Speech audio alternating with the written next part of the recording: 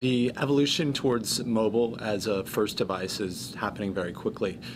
Just as recently as 2.5 years ago, we had under 5% of our traffic was mobile. And now over 30% of our traffic is mobile. So that's globally.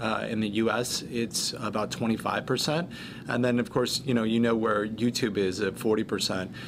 The other interesting thing about Dailymotion is that since we're global, we get to have a window on markets across the globe. And so one of our biggest markets is Japan, and we've seen that mobile has actually overtaken desktop and other devices in terms of traffic. One thing that's clear is that the pre-roll is not the best format for mobile, and what we're interested in is really finding a way to seamlessly integrate into content, also create brand experiences.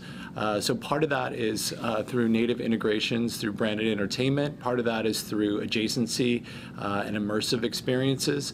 And then also, I think skippable pre-roll is another format that works really well, especially when we're dealing with a short form content, which is the majority of the consumption that we're seeing on mobile. It doesn't necessarily make sense to put a 30-second pre-roll in front of something that's short form. And tell us about the data and the whole question of addressability and how that stands. And of course, we're going to hear about a lot more of that from Nielsen today, but where does it stand in terms of effective delivery? Well, we have a lot of signals and first-party data, and that's, sort of our starting point. But we're starting to weave in third-party data through, an announcement that we're going to be making shortly about a data management platform.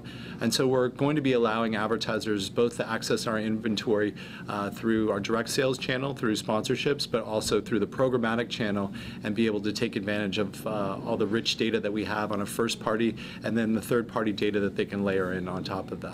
So we're pushing forward with Orange and the investment that they're making in the company. They've pledged $30 million to invest in Dailymotion.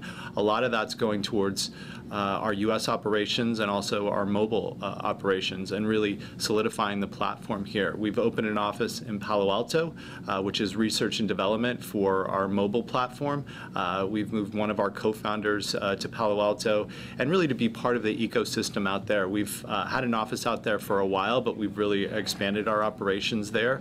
And we're expanding our operations globally. You had mentioned Japan. The Far East and Asia are big markets for us, and we're doubling down in those markets. We've kind of evolved. We started at the same time as YouTube as primarily a UGC platform, and certainly we're an open platform, and that's a big part of one of our strengths, is that there's no barrier to entry to reaching an audience on Dailymotion. You can upload to it.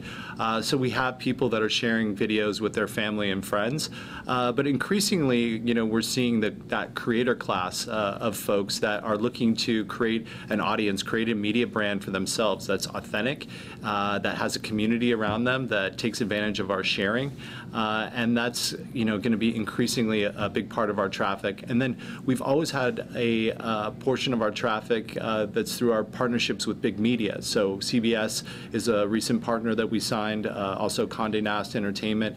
So we kind of weave all of those together and allow our visitors to discover that content through a combination of algorithm and curation. And I think for us, we're just trying to create, differentiation and a unique experience, and take our catalog of 30 million videos and create a really awesome experience for our visitors.